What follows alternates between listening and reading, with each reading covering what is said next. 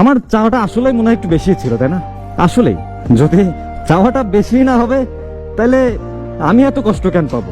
আমি হয়তো অনেক বেশি কিছু চাই পেয়েছিলাম তোমার কাছে, তাই না? আমি জাস্ট তোমার বলছিলাম যে এখনকার এই যুগে মানুষ ছাইরা যাইতে একটা সেকেন্ড সময় নেয় না, মানুষকে ভুলতে একটা দিনে বেশি সময় লাগে না। কিন্তু আমি তো চাইছিলাম যে তুমি সারা জীবন আমার পাশে থাকো, সারা জীবন আমার কাছে থাকো। হয়তো আমার এই চাওয়াটাই সব থেকে বড় ভুল হয়েছে, তাই না? ফ্যামিলি প্রবলেম, টাকার সমস্যা, বন্ধু বান্ধবের থেকে কষ্ট, সবই ছিল লাইফে। আমি জাস্ট একটা পার্সনের মুখের দিকে তাকাইছিলাম যে এই মানুষটা হয়তো আমার জীবনে কষ্ট দেবে না। বাট আসলে আমি ভুল। আমি তোমার সব থেকে বেশি ভালোবাসা সব থেকে বড় ভুলটাই করছি, বিশ্বাস করো। আমি আমার নিজের জীবনের থেকে তোমার বেশি ভালোবাসি, আর এটা তো আরো বড় ভুল। কারণ আমি হয়তো বুঝাই উঠতে পারি যারাই তুমি সব থেকে বেশি ভালোবাসবা সেই মানুষটা একটা সময় চলে যাবে, সেই মানুষটাই একটা সময় কষ্ট দিবে। এই জিনিসটা বুঝে উঠতে পারিনি।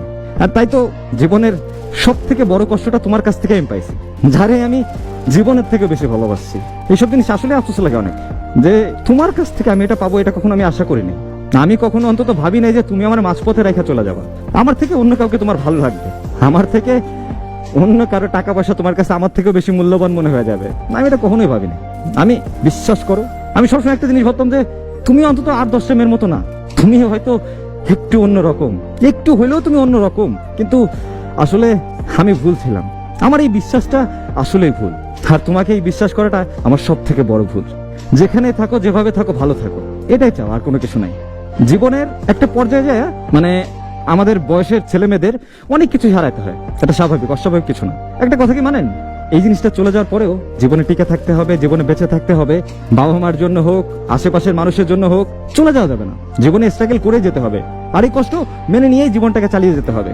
এই একটা বুঝ না একটা বয়সের পর চলে আসে, যেমন 23, 24, 25-এর পরে এই বুঝটা সবার ভিতরেই মোটামুটি চলে আসে।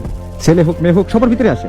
আমরা দিন শেষে হিসাব করে দেখেন যে আমরা কেউই ভালো নাই, অন্তত এই ভালোবাসা আসলেই কেউ ভালো নাই কোথাও। হয়তো খুব কম মানুষই আছে ভালো, ভালোবাসা খুব কম মানুষ, খুব কম।